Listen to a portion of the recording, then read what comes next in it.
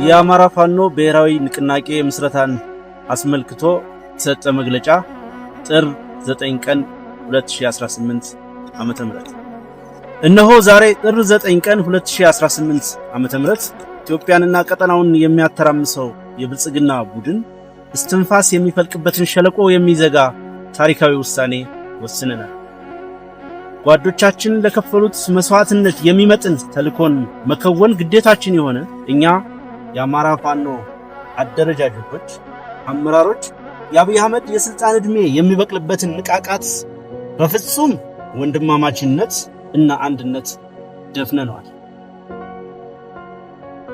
የአማራ ትግል አንድ ይሆን ዘንድ የአማራ ፋኖ ብሔራዊ ኃይልና የአማራ ፋኖ ህዝባዊ ድርጅት አመራሮች ድፍረትን፣ ወደ ሰፊነትን፣ ቆራጥነትን እና ለህዝብ መታመንን በሚጠይቀው ታሪካዊ ውሳኔያችን የፋኖን አንድነት እውን ማድረግ ችለናል። ለመላው የአማራ ህዝብ እንዲሁም ለመላው ኢትዮጵያውያን እንኳን ደስ ያላችሁ፣ እንኳን ደስ ያለን። አንድ መሪ፣ አንድ ድርጅት ሰይመናል።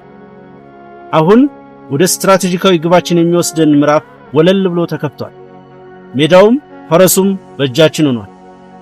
እንደ ብዙዎቹ ነባር የዓለም ስልጣኔዎች ሁሉ ለረጅም ዘመናት በታሪካዊ መሰናክሎች ያልተደናቀፈ ቅብብሎሽ ያለው የግርማዊ ትላንት የታሪክ ባለቤት የሆነው የአማራ ህዝብ እንዲሁም ሀገራችን ኢትዮጵያ ከመቶዎች ለሚበልጡ ዓመታት በተለይም ከመካከለኛው ዘመን ጀምሮ የስልጣኔ ግጭት በወለደው የትውልዶች ጦርነት እየተፈተኑ ይገኛሉ። በዘመናዊው ታሪካችን በቀጥታ አማራን ኢላማ ያደረገው ተከታታይ ዘመቻ በውስጣዊ ድክመቶቻችን ታግዞ ሁሉንም ህዝቦች በተገቢው መልኩ አሳታፊ ባልሆነ የአሸናፊዎች ስርዓት ሀገራችን ያልተረጋጋና የመፍረስ ስጋት ያለባት ሀገረ መንግስት ሲያደርግ ህዝባችንንም ለከፋ የመጥፋት የህልውና አደጋ አጋልጦታል። ይህንን በራሳችን ወገኖች ኢትዮጵያውያን ባለቤትነትና ቅጥረኝነት የሚመራ ውስብስብ ሀገራዊና ህዝባዊ አደጋ ለመረዳትና የጋራ መግባባት ለመፍጠር ብሎም መፍትሄ ለማበጀት ብዙ ማገዶ ፈጅቶብናል። የአማራ ህዝብ ራሱን በመዘንጋትና ሀገሩን በማስቀደም እየኖረ በራሱም ሆነ በሀገሩ ላይ የተፈጠረውን ታላቅ ተቃርኖ በጊዜው ባለመረዳቱ ራሱን ያገኘው ሀገሩን ተነጥቆ ሀገር አልባ ሆኖ እንዲሁም መንግስት መር በሆነ የዘር ማጥፋት በከፋ የመጥፋት አደጋ ውስጥ ሆኖ ነው። በእርግጥ አማራው በመጥፋት ላይ ያለ ህዝብ ነው። ይህንን ህዝባዊ አደጋ ለመቀልበስ ብሎም ሁለንተናዊ ህዝባዊ ጥቅሞቹን ለማስከበር አዲስ ስልጣኔ ለመገንባት አዲስ አማራ አብዮት በማካሄድ ላይ እንገኛለን። የዚህ ህዝባዊ ቁጣ መነሻ ምክንያት የህልውና አደጋው ቢሆንም አደጋውን ከመቀልበስ ባሻገር ግዙፍ ራዕይ የቀነበበ ህዝባዊና ሀገራዊ እንዲሁም ቀጠናዊና ዓለም አቀፋዊ መሻቶችን ቀርጿል። የአዲሱ የአማራ ሊቅ ራስ ጠል እሳቤና ባህል የህዝባችን ፖለቲካዊ ድብታና ራስን ማግለል፣ በጥገኝነት በራስ ህዝብ ላይ የመቆመር ዝንባሌ፣ ያልተደራጀና የማይተማመን ፖለቲካዊ ማህበረሰብ መፈጠር፣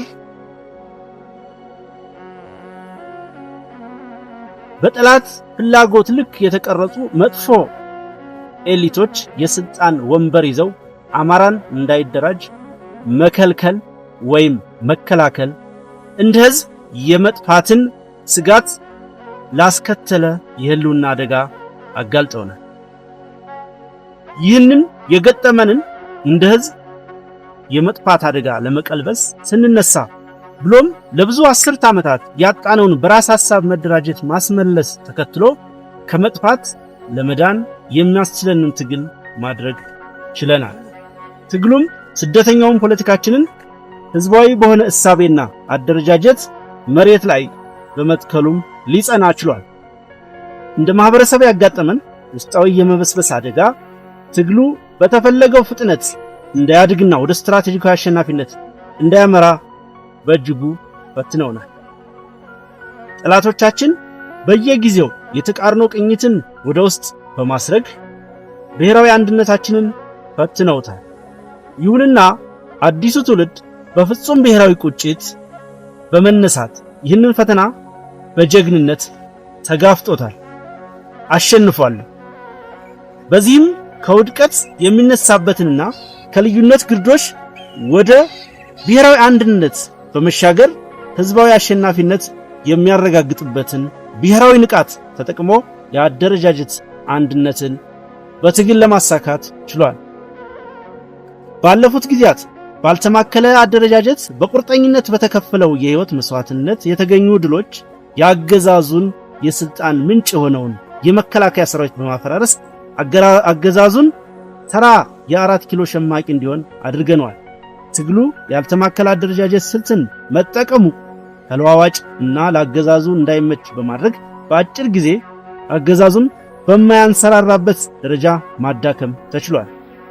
የአገዛዙን ጀነራሎች የጦር አዛዥነታቸውን ረስተው ምላሳቸው ብቻ የቀራቸው ተራ ካድሬዎች አድርገናቸዋል። የትግሉ የመጀመሪያው ምዕራፍ በድል በመጠናቀቁ የአገዛዙ ሰራዊት እየፈራረሰ በመሆኑ ፋኖ ወደ ተተኪ ሰራዊትነት ማደግ ስላለበትና ፖለቲካውን አደራጅቶ መምራት በማስፈለጉ አንድ የፋኖ አደረጃጀት ለመፍጠር በተደጋጋሚ ጥረቶች ተደርገዋል። በሂደቱም የትግሉ የእድገት ደረጃ የራሱን ድርሻ የሚወስድ ቢሆን ነባር የተቃርኖ ቅኝቶች እና ሰራይ የፍላጎት ቡድኖች ጣልቃ ገብነትና መርዛማ የጠላት እጆች ዋና ፈተናዎቻችን ነበሩ። እነዚህን ውስጣዊ እና ውጫዊ ችግሮቻችንን ተቋቁመን በዚህ የተባረከ ቀን ዛሬ የአንድነት ሪባን ተቆርጧል። አንድ ሆነናል። በድጋሚ እንኳን ደስ ያለ። በዚህ የአደረጃጀት አንድነት የአማራ ትግል ነባርና ብልሹ ራስ ጠልና በታኝ እሳቤና አሰላለፎችን አሸንፏል። ጎታች ከሆኑ አሰላለፎች በመላቀቅ የውድቀት ረግረግን በብሔራዊ ንቃቱ ተሻግሯል። በሰራዊቱና በደጀኑ ህዝብ ውስጥ ሲብሰለሰል የኖረውን ጥያቄ መልሷል። በአማራ አንድነት ላይ የነበሩ የተሳሳቱና አሉታዊ ምልከታዎችን አርሟል። ዛሬ የአማራ ፋኖ ብሔራዊ ንቅናቄ ሲመሰረት በቀደሙ የአደረጃጀት አንድነት የማምጣት ሂደት ወቅት የታዩ ድክመቶችና ክፍተቶችን በማረም እንዲሁም የሁሉንም ባለድርሻ ተሳትፎና ትምምን በመፍጠር ጭምር ነው። ይህ ውህድ ድርጅት የዓላማና የአስተሳሰብ አንድነት ላይ የተመሰረተ ነው።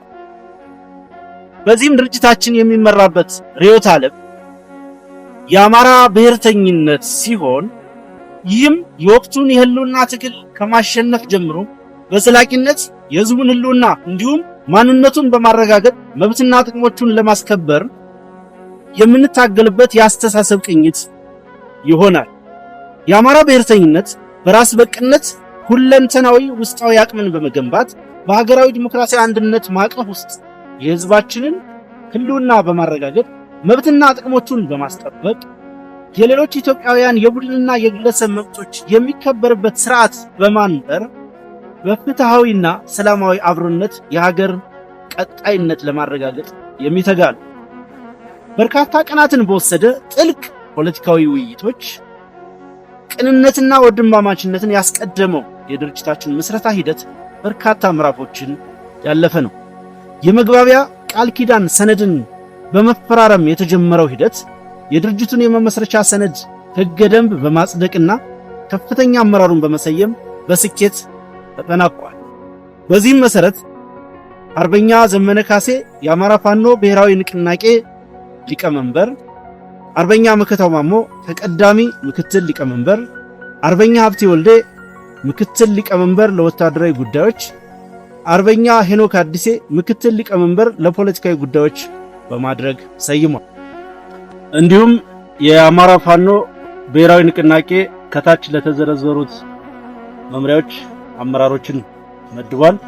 በዚህም መሰረት ወታደራዊ አዛዥ ብርጋዴር ጀነራል ተፈራ ማሞ፣ ምክትል ወታደራዊ አዛዥ አርበኛ ምሬ ወዳጆ፣ ምክትል አዛዥ ለወታደራዊ አስተዳደር አርበኛ ዝናቡ ልንገረው፣ ወታደራዊ ስልጠና መምሪያ አርበኛ ሳሙኤል ባለድል፣ ልዩ ዘመቻ መምሪያ አርበኛ ድርሳን ብርሃኔ፣ ዘመቻ መምሪያ ካሳምነው እዝ ለሚወከል ጓድ፣ የፖለቲካ መምሪያ አርበኛ ጌታ ስራደ፣ አደረጃጀት መምሪያ አርበኛ ምንተስኖት ወንዳፈራው፣ የድርጅት ጽህፈት ቤት አርበኛ አስቻለው በለጠ፣ የህዝብ ግንኙነት መምሪያ አርበኛ ስረስ ማረ ዳምጤ፣ የህዝብ አስተዳደር መምሪያ አርበኛ ዘመነ ምረት፣ ፋይናንስና ግዢ አስተዳደር መምሪያ አርበኛ አሻግሬ ባየ፣ ፖሊሲና ስትራቴጂ አርበኛ እስክንድር ነጋ፣ አጋርነትና ትብብር መምሪያ አርበኛ አበበ ፋንታው፣ የውጭ ጉዳይ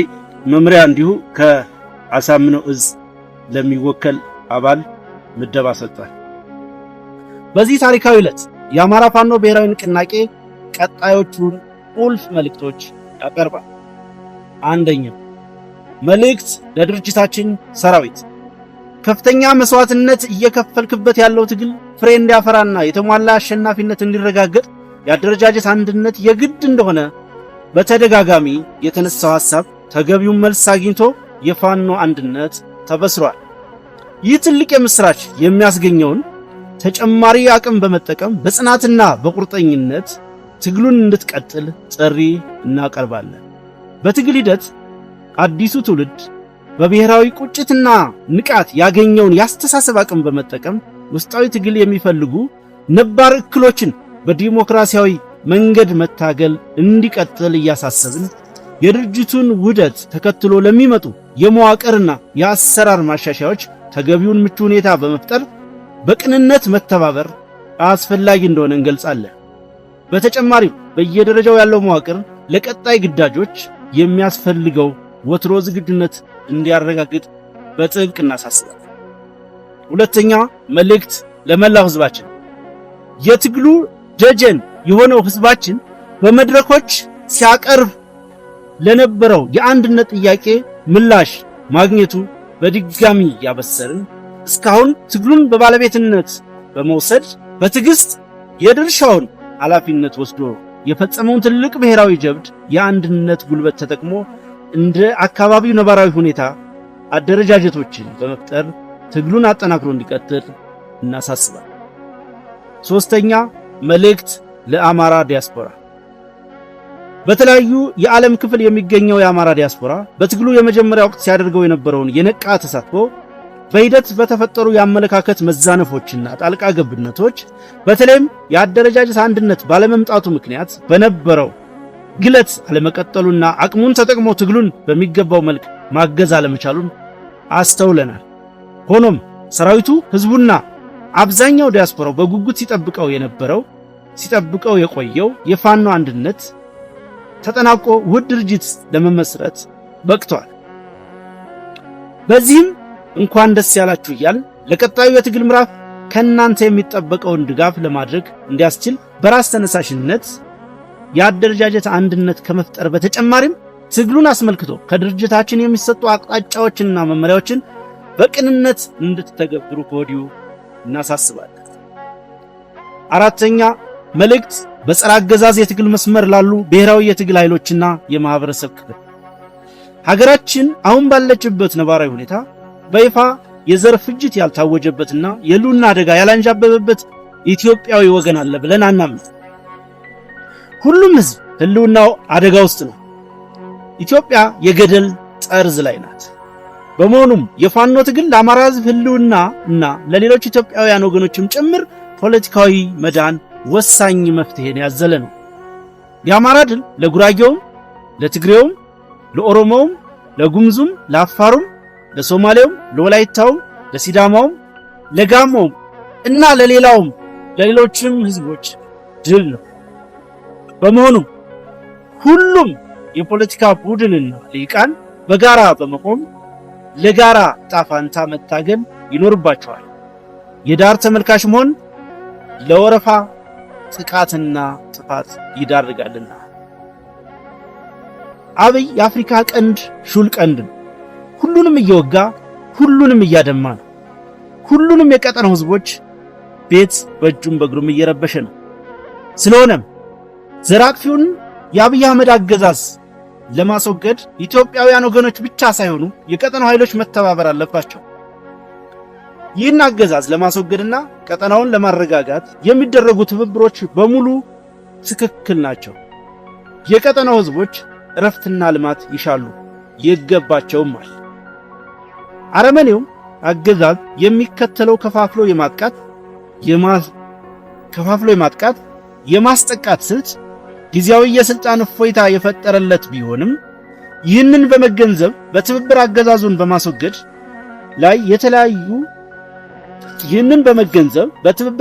በማስወገድ ላይ የታዩ መግባባቶችን ማሳደግና የአገዛዙን ዕድሜ ማሳጠር አስፈላጊ ነው።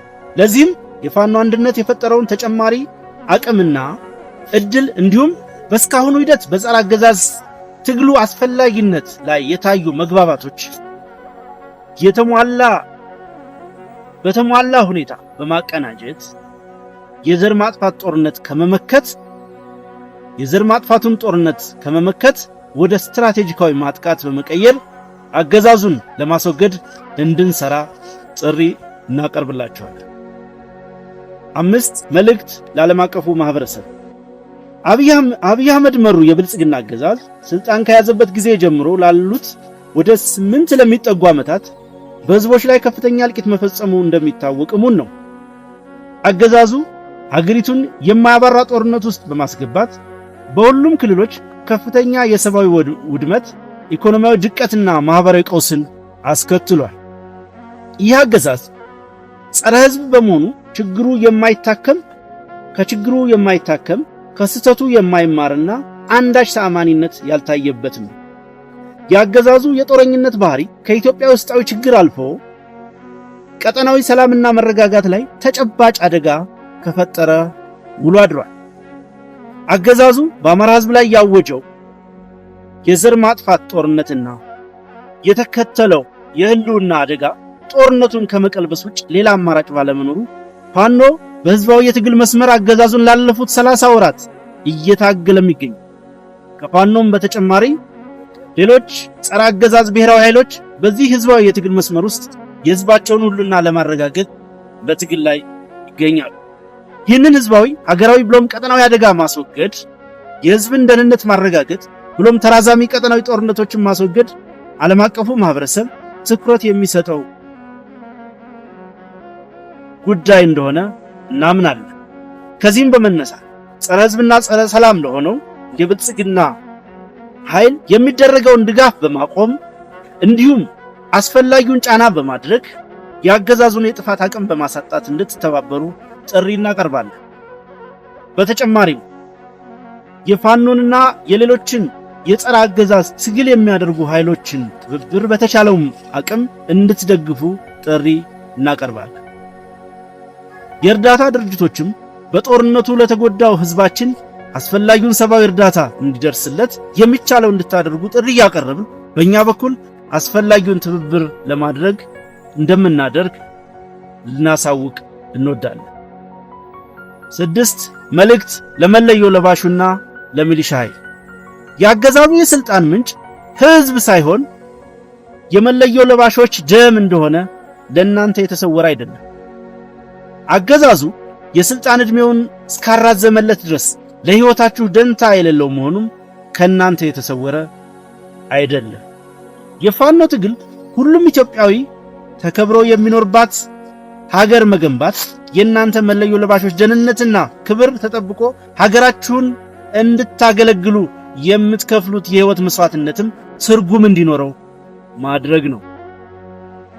ሞታችሁ ለሀገራችሁ ሳይሆን ለአንድ ሰው ደም ለማይጠረቃ አገዛዝ መሆኑን ተረድታችሁ ወደ ፋኖ ትግል እንድትቀላቀሉ ጥሪ ያቀረብን ሙሉ መዋቅራችን ከመቼውም ጊዜ በተለየ እናንተን ለመቀበል ዝግጁ መሆኑን እናረጋግጣለን። የአማራ ፋኖ ብሔራዊ ንቅናቄ ለድርጅታችን ምስረታ ስኬት ለተጉ ሁሉ የላቀ ክብር ያለው መሆኑን እየገለጽ በተለይም ለመላው የአማራ ህዝብና ለሀገር ወዳድ ኢትዮጵያውያን ለማይቋረጠው ልባዊ ድጋፋችሁና ለምክራችሁ ለግሳጼያችሁ እናመሰግናለን። ልፋታችሁ ይህንን አንድነት ወልዷል። ለመላው የፋኖ አባላት ለፍጹም ንጹህ ጓዳዊ ግፊታችሁና አንድነት ናፋቂነታችሁ እናመሰግናለን። የናንተ የቀን ከሌት ጉትጎታና ውትወታ ባይኖር ሰንፈን የምንዝል አንታጣም ነበር። ደማችሁም ግፊታችሁም ይህንን አንድነት ወልዷል። ለመላው የሁለቱ ድርጅት አመራሮች በተለይ በዚህኛው የአንድነት ሂደት ላሳያችሁት አመራርና ቁርጠኝነት ከፍተኛ ክብርና ምስጋና ይገባችኋል።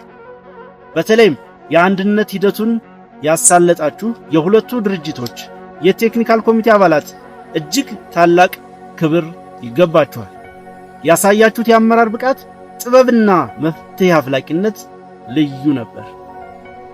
ሂደቱን ለታዘቡ ሽማግሌዎች በልዑል አስፋወሰን አስራተ ካሳ የሚመራው እና አምባሳደር ብርሃነ መስቀል ነጋ እና ሻለቃ ዳዊት ወልደ ጊዮርጊስን ጨምሮ 7 አባላትን ያካተተው የታዛቢዎች ቡድን ሂደቱን በገለልተኛነት በመከታተል ቴክኒካል ኮሚቴው በጠየቃቸው ጊዜ ሁሉ ደግሞ የመፍትሄ ሐሳብ በማቅረብ ላደረጉት አስተዋጽኦ ታላቅ ክብርና ምስጋና እናቀርባለን።